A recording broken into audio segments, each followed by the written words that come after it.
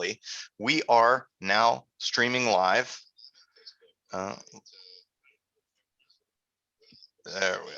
Okay, cool. Good. I heard it in the background. So what happened was I actually got live in the last webinar I did for Follow Up Boss. And I didn't realize that the little window that I went live in actually plays what's happening. So I'm like trying to do a presentation and I'm hearing myself with like a minute delay. And I was like, I can't, what is going on? I'm like trying to close windows. I can't fix anything. And people are just like, is this dude nuts? So fun. Never a dull moment here in the real estate world. You know, as tech has become such a bigger part of our life, it's made our life significantly easier. But when it doesn't work, it's like, it almost feels like life stops, right? I know. You know what? Speaking about the real estate world, I just wanted to bring this up. I was talking to my wife the other day and she sells real estate. And it just occurred. It was really funny to me. And I was like, hey, do you remember back in the day when we would need to like get our sellers to write an offer to all buyers that came and looked at their home, basically to like try to kick an offer off with when you were having trouble getting a house sold? Do you remember, have you ever done that? Like a backwards offer. You're like, hey, seller, we're going to make an offer to the buyers. What will you take on this? Where should we start? Let's let them know we're negotiable. And I'm like, yeah. Do you remember crazy stuff like that back when you had trouble getting property sold? It was definitely a different time. And I don't know that I actually ever wrote that, but you know, sometimes you go to a seller and say, look, I got 3 people looked at your house. Is there a number I can give them? Because obviously you have to do share. You can't disclose that without the seller knowledge and permission. Oh yeah. But I would do that stuff all the time.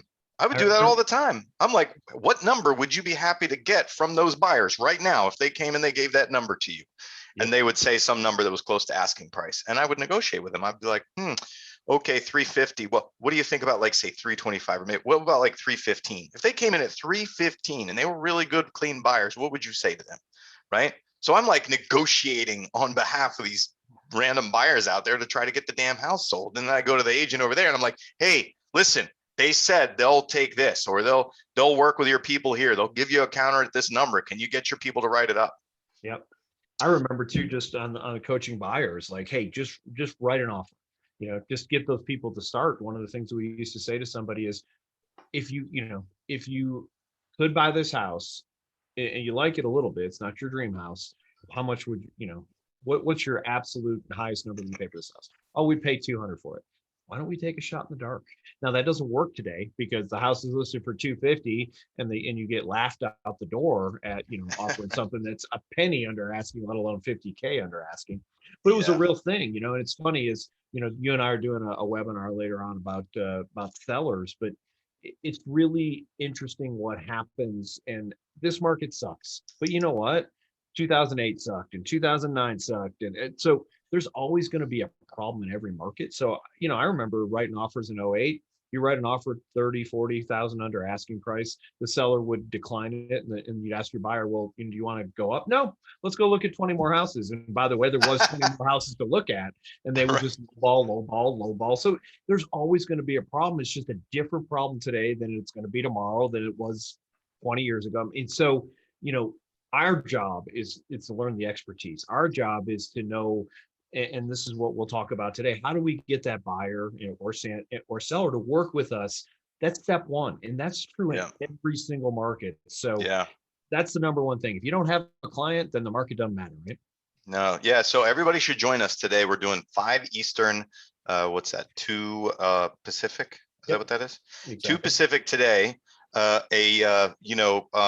What we thought was an aggressively named topic, which is just turned out to be slightly confusing, of seller emergency tactics or whatever, right? But it's not about getting people sold because in most markets, you just don't have enough inventory, if any inventory at all. Really what it's about is seller generation techniques right now that you need to use in your market to find more people who are willing to sell their homes. And whether you take the listing or not, who cares? What you need is you probably have an abundance of buyers and they need property to buy. So Brian and I are going to be talking about seller strategies, find strategies to find more sellers for your buyers. That's probably what we should have titled it. We got tricky. Sometimes you try to be clever and it backfires. But So join us today, everybody, at 2 Pacific, 5 Eastern. The link is here in LCA. It's going to be an LCA webinar. You guys should be able to find that. If you can't, email one of us, Dale at Smart Inside Sales, or Brian at searchnwa.com. searchnwa.com. I forgot for a second there. No worries. All right, so I have a couple of calls that I'd like to listen to today. And one of them, I noticed that I tend to be negative. I don't know if you know that, Brian. I tend to be negative. I'm an expert at finding what's wrong, and sometimes I have to practice at finding what's right. And so I want to play a call today of a really good entry, a good discovery, and we're going to have some advice for the end of this because it didn't result in an appointment. But we're going to hear a couple of good pieces of process. And this is an agent that's relatively newer. And Brian, I'm sure you're going to be able to hear that she's been trained by us because you're going to hear some very telltale signs of being trained by us. It's so funny how it's like a fingerprint. You know what I mean? Like you can tell who people have been trained by based on the way that they talk. Absolutely. Because and at the end of the day, Dale and I have our own unique. We have definitely a bunch of crossover. There's definitely universal stuff, but there's definitely also that. Oh yeah, that's one of Dale's people. And yeah, you're like, oh, that's the Brian line or that's the Dale line. Yep, absolutely. So that's good to know. Just give me a thumbs up when you can hear it. Hello. Hello. Good morning, Bella. It's Stacy calling from the team. How are you doing this morning? I'm good, actually. Yes. Oh, nice. I'm just calling because I see you signed up on our Facebook site to look at homes for sale. Are you looking to buy a home in the next few months, or were you just window shopping at this point? Just checking, actually. Just checking. Oh, nice. What were you looking for? All right, now I want to talk about some really good pieces, right? She Absolutely. has a really good intro. She nails the introductory script, which is basically, here's who I am. This is what you did. This is who I am. Do you want to buy or tell me no? Did a really good job. And the guy said no time frame, essentially, or said, I don't have a time frame, when he said just checking. And she did not follow up with a time frame question. She asked, he said, just checking. Oh, great. What are you looking for? It was in line with the conversation, and it didn't try to force a time frame on the guy. So she's doing really good so far. Yeah, no, I love it. And that's exactly how you and I both coach that. And here's the other thing. I don't know if people are listening, but listen to yourself. This woman is smooth. Like, I don't know if she's made 100 calls or 1,000,000 calls, but it doesn't sound like this is her first rodeo. And that is something that's super important because it's off-putting to talk to the person. Is this Dale? Yeah. Do you looked at some? And I'm just like, I'm done with you. Like, you're Right. irritating me from the get-go. She's clear and confident and pleasant. Absolutely. Yeah, and I'll tell you this, Brian, she hasn't made a ton of calls. She's relatively new, and I think Nice. I would say in terms of prospecting hours, she's probably done maybe 40 or 50 total like prospecting hours. Wow. If I were to guess, so she's relatively new. Yeah, that's amazing. I'm looking for like something like budget, like 800,000, like a house. Oh, nice. Okay. What area were you looking in? Yeah, town hall. I mean, like I know it's kind of expensive. I don't know where it's gonna go by. But it's kind of. I mean, like I said, I'm not fully. The other thing I appreciate is he said budget, and she didn't ask pre-qual. We're not even a minute into the conversation. So she pushes pre-qual down into the conversation after she gets a chance to have more rapport building with the guy and, more discovery with him, which is another really good thing. Yeah, absolutely. Don't ask those questions on the front end. And we're running a role play class that we're doing every Friday. And I notice, and this is something I've noticed for the last couple of years, whenever anybody gets stuck, they go, "Are you pre-qualified?" It's like the only script they memorized. And right. but Do you have any money? Right. It's a horrible thing to ask. And I started saying this, you have to earn the right to ask that question. So long term, it's either when you meet them in person or much further into building rapport. Yep. So I'm not going to bore everybody. She does really good discovery questions. She gets the who, where, when, why, what, and how much. So she's doing it really smoothly. It's conversational. One of the critiques that I would say in there is he reveals that he'd be a first-time buyer. She doesn't take that opportunity to be happier about it or to sort of play it up a little bit and gain a little bit more rapport. That, you know, it's a small thing. But what I'm going to do is I want to go down to where there's a lost opportunity to set an appointment. So here's where they're at. They haven't gotten pre-qualified. She takes a stab at asking for the pre-qual or getting him pre-qual with their mortgage person, and he says he wants to talk to his bank. And then he starts to say, just send me properties, I'll hold your number and I'll call you, right? So let's listen to that. And Brian, I want you and I, for the listeners, to re-engineer what we think could happen there. I hear that. I know. Renting is easier now, but then if I buy like together buying. Yes. So us and no side. I think too. Yeah. Okay. I'll keep your number, and then if I. Would you be willing to talk to my mortgage There it is. advisor? Okay. Yeah. I don't want to keep you too I long mean, if you have to go to work. You know, yeah, I know it's tough to say, but I do have, you know, I'm a first-time home buyer, yeah. So it's nice to buy a house, yes. But Would you be willing to talk to? Would you be willing to talk to my mortgage advisor? She could help you out with this, and then we could see whereabouts you guys would be approved for. That was disjointed. Not all first-time buyers think that speaking to a mortgage person is the place to start, right? They may not be ready for that. So we're going to hear the aftermath of this. You know what? Maybe I'll keep your number, and then I'll check with my bank, and then maybe I will call. But I'll yeah, you can check with your bank too. Yeah. Okay. I'll keep your number, and then if I which I never think about that, and which I never, you know. Yeah, because I can tell you. I went to bank, like maybe 5 years ago. I went to bank. They say I can get like 700,000. Oh, nice. Okay, so perfect. But That's that good then. So now it should be still okay. Now it shouldn't be better than the last for 7 years. Yeah, exactly. So, okay. But So yeah, maybe Stop talking over him. maybe Yeah, stop talking over. check with your bank then, and then I'll follow up with you in a few weeks, and then we'll take it from there. Okay, no problem. You know what? Give me that. Yeah. No, not 1 week, 2 weeks, because Okay. I'm kind of like, you know, working busy. But you give me 2 Yeah, I weeks, and understand. then So here's the issue. She's put herself behind a wall of, you should engage me after you've engaged a lender.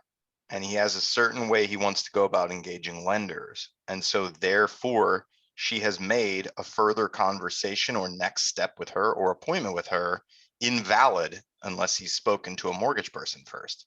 Mhm. So we get stuck in this this loop, this feedback loop, right? So I think that she has to change what her value proposition is to him. And I didn't hear anything about helping him and his wife answer questions as to whether it even made sense for them to buy or to continue renting right now. Yeah, and I agree with everything you just said, and this is why you don't go down the mortgage path. So, you know, if you're listening and taking notes, write this down. Everybody wants a house, nobody wants a mortgage. And Okay. I mean, seriously, nobody wants it. I equate it to a proctology exam. Like, you're going to go there, tell everybody everything that they ever, oh, and that's not good enough, and we need this and this and this. And we forget Sucks. about that because we do this every single day and it's no big deal. But you know, I forget between buying my last investment property and my next one, how much it sucks. Yeah, and you probably don't have to do as much because they already got half your information. I So, wish. well, I was being positive. Anyway, but you know, you guys, don't get stuck on this financing thing. Like, you know, there's the LP Mama script. I don't even know what that stands for, but one of those things is asking about money. And I think that we're way too focused. This guy said he got approved 5 years ago for $700K, and he's gotten better over time. Why mess with it? Good enough. Let me flip this on its head a little bit though. When somebody says they're 6, 12, 18 months out, that's actually when I'm really start focusing on financing. Why? Because it gives me an opportunity as an excuse to get in front of them. You know, Dale, I understand that you're 12 months out. By the way, do you have any idea what your credit score is? No, I have no idea what my credit score is. Most people have no idea, by the way. So, you know, one of the things that's a really good opportunity, and you're starting at the exact right time, tell them whether they're doing something good, And what I'd love to do is just get you with our lender. We could pull your credit. Now, that's not going to destroy your credit score or anything. I know a lot of people have that perception, but here's the main reason to do that. If you don't know your credit score, there's a possibility there's some garbage on your credit report that's not even you. Or maybe you made a mistake that you don't even know about. But here's the great thing. We have plenty of time to get that. And therefore, we can get your credit score up to where it needs to be so you can get the absolute best rates available when that time comes around. Scripts like that are when we want to use them. This guy wants to go look at a house, wants to buy a house, first time home buyer, who knows? Do you end up showing this guy 3 houses and you find out he's got a 400 credit score? Possibly, but I don't think so. So Yeah, it doesn't usually get to that point. You know what I mean? I mean, if I can get you on I want to get you on a video consult at least if I'm not going to meet with you in person. You're a first time buyer. You sound like you're savvy. You were previously pre-qualified, and they're in Canada. It's not like down here, right? Where, to get pre-qualified there, you've got to have cash in the bank and really solid employment, and it's not easy. there's So no FHA loan. there's no FHA loans up there. No, there's no promise to pay it back. Just trust me kind of things going on up there. So that this would be a perfect person to get onto a video call with, to get face to face with. But you can hear that she provided no other value to talking to her other than an implied idea that she's going to work with them when they're ready to buy something, right? But there's no front end value to her helping him solve the problem as to whether he should buy or continue renting, which he actually mentioned. And she could have spun that into a close for him. Well, and here's something too for people like you and I talk about different techniques, and one of the techniques I think this woman could have used and done really well with is pacing and leading. And here's what I mean by this. Like she knew a whole bunch of things about him. I don't remember what they were, but let's say that and this is exactly how I do this. Basically, what I do is I state back facts to them that they provided to me. So, okay, so you're looking to buy in Ontario, under 500K. You need at least a 3-bedroom. Basically, as I say these things, repeating back to them, what are they saying? They're saying yes, yes, yes. So the next step is for us to do a quick conference call. I have time available on Tuesday or Wednesday, which those days work better for you. Oh, wait a second. We're in that mode. Or, why don't you get your wife to, find out when is the best time we do some kind of thing. We can get them to say yes again. And by the way, when you repeat stuff back to those people, and she actually did a good job of repeating stuff back. I actually wrote that down. And instead of, she just came back to them, repeated some stuff back. And that's really, really powerful because most people do not feel heard, do not feel listened to. So she did a great job of that as well. Overall, a great call, but I think we did miss an opportunity just like you. Yep. Okay. Do you want to hear a bad one? I like the bad ones. Bads are fun. Okay. All right, good. This is fun. So hold on. I'm realizing that this has the full name on it. We're gonna edit this slightly here. Hold on, wait for it. There we go. Okay. Let's go over here this one real quick.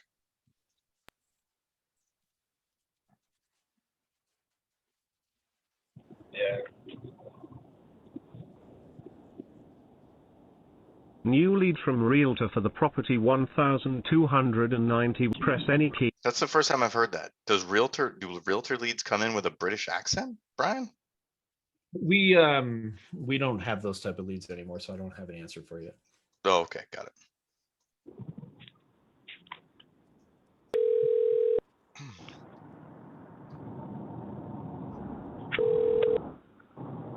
Hello. Hi, is this Anna? Yeah, this is. Hi, this is Blake with Compass Realty. How you doing? Good. How are you? Good. I just got your inquiry about 1291 Linden. Yes. Yeah, you wanted to see that property? Yeah. Unfortunately, it went under contract. Oh, so listen, man, like, where do we start, right? Asking if it's them instead of knowing it's them, not stating who you are and why you're on their phone with them up front and early so that they, clears up the mystery for them. And then within, say, the first 30 seconds of you talking to them, you tell them they can't have what they wanted, right? All recipes for disaster. And if we were to continue playing this, what you can hear is that her mood immediately tanks And listen, everybody, all of my salespeople out there in the world who are listening to this right now. Yes, you're a salesperson. Guess what? Nobody wants to talk to you until they're ready to talk to you. I make the joke that police and salespeople are the ones you don't want to talk to until you need them, right? That's true. That's how it works. And so as soon as your value in that call went to zero because you told me I can't have what I called for, I no longer want to talk to you. And the energy like goes out of the conversation. And then you're pulling teeth to try to keep that person in the conversation and give you info about themselves. Yeah. And there's nothing, this frustrates me on an 8. Let me just tell you what frustrates me more when I go into my CRM and I see someone send a text message or an email that the house is under contract. If you want to see me explode, that's Oh a my great God. way to do it. You should literally given up the charge a opportunity. fee. You should charge a fee for that. Listen, if you say it in a call before you get discovery, it's a $50 fine. If you email or text that to somebody, it's a $100 fine. And let's cover this real quick, Dale, because there are people who may be watching our show for the first time and may not know where our philosophy is on this. And those of you who have watched our show and already know exactly what we're talking about. But here's the thing, it's important. You don't give up an opportunity to do discovery. You don't give up an opportunity to build rapport. The second you say absolutely not to somebody, what's their response? Like let's say you're calling somebody up. I was talking to one of my business partners today. He owns a brewery and he was looking to buy a vehicle for that. The second that they said, no, we don't have that vehicle, what did he do? He hung up the phone. Right.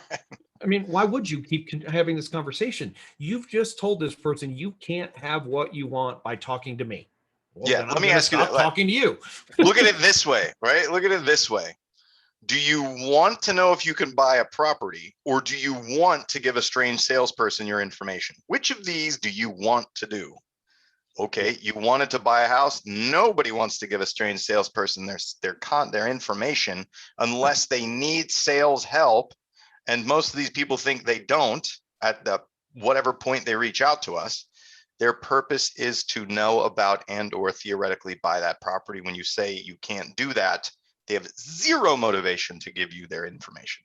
And here's another interesting fact, and I don't know this nationwide, but I can tell you my team, and I'm not proud of this number, but I think this number is driven by this current market. I think we're at about 18.5% termination rate right now.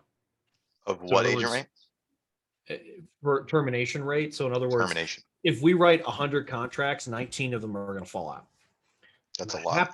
not happy about that, but it's driven by this market. So when I'm paying $25,000 over the asking price and the seller won't do any repairs, I'm going to terminate. When I pay $25,000 over the asking price and I got to cover a $15,000 appraisal gap, and I get back home and I go, holy crap, I'm going to terminate. So here's the thing.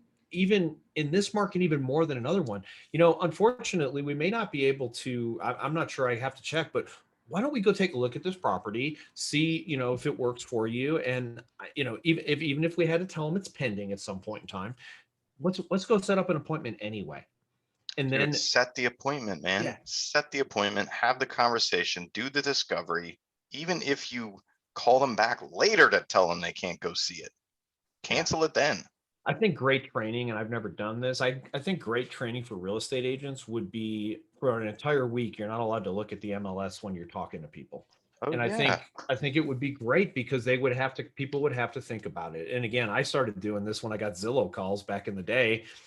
I did no idea. Hey, everyone thought I was a listing agent. I wasn't a listing agent. I only had like 10 listings. So I did that when we sat floor back in the day, and I had no idea what property they were calling about. And I did that when I was calling expireds on a triple line dialer, and I had no idea which person was going to answer the phone, and I had to talk to them when they did. And I had no time to look up or understand their property because I needed to make contacts and set appointments.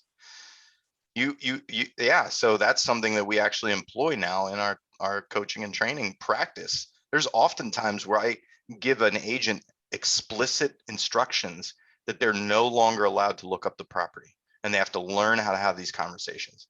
Like right now, Brian and I could call leads in any of your markets or receive inquiries from leads in any market that anyone is listening to us right now from, and we could convert at a very high level without having any access to your MLS. because we don't need it. And it's not, and it, again, it's because why? Because it's about building rapport. It's about doing discovery, and you guys have heard me say this if you watched our show, 4 steps: build rapport, do discovery, set an appointment, and button them up. So I don't need any of that information to do those things. Now, ultimately, yeah, if there's a house they want to see, I want to get them in there, but set the appointment. I've set tons of Set the appointments on houses I didn't even know existed, let alone Right. if they were for sale. Hey, I want to go see 123 Main Street. Fabulous. When do you want to see it? Dude, if somebody calls me from your market in Colorado and I'm in Pennsylvania, I'm just going to do the same thing. I'm going to set the appointment and discover whether you're a ready, willing, and able buyer or not. And then I'm going to give somebody there the contact info. That's pretty much it. Perfect. Yeah. All right. Good. Well, we don't have a lot of time, but I'm going to play some small portion of this one if you're good with that. Yeah, that sounds good. All right. Let's do this. So I skipped through the part where it says the person's name. Sunset and Rogers. Can you hear it? Okay, now this is a little bit strange. Are you the realtor that's in the state? So I am a real estate agent that Realtor.com connected you with when you wanted to get more information. Oh, I do. Yeah, I am from Arkansas. okay. So you are a realtor in Arkansas. What Why area didn't you just say in yes? Arkansas? Okay, so there's some interesting thing that happened here. This guy actually lives in Texas and Arkansas, and that's why he was being kind of sketchy about that. Got it. That's what it was. He didn't Yeah, in wanna the lie. future, if he is a licensed agent or he Just say represents yes. a licensed agent in Arkansas, then the answer is yes. No, Northwest Arkansas. Okay. Now I can Okay. sell all throughout Arkansas, but yeah, no, it's yeah, I know that these different companies, they have different ways to do things, and anyways, they Yeah, I'm getting psycho-dialed now by realtors. I just had another one call. really okay. There's what's going on. So one of the things that if somebody says that to me, I'm making a note to myself. It's one of the things I really wanted to do is at the end of the phone call, you know what I'm going to teach them how to do? How to ignore every other realtor. Right. And that's an exactly. important thing to do because clearly this woman doesn't want to talk to 100 different realtors. Right. And there are people who want to they think they're going to get a special deal. They start and talk to all these people. This woman is sick of it. She's frustrated. She got air quotes psycho-dialed. Psycho-dialed. I've never heard that term before, but I understand. Me neither. So, all right. I'm so sorry to hear that. So, have you been looking at houses and things like that? Okay, we live in Texas. Really? What part of Texas? Yes. Yeah, so I'm going to skip forward. He lives in Rapport Texas. He knows building. more about Texas. He does an amazing job building rapport. They There talk you about go. Texas for like 4 or 5 minutes. So I'm going to skip that part because you don't need to hear it. But it is a good job.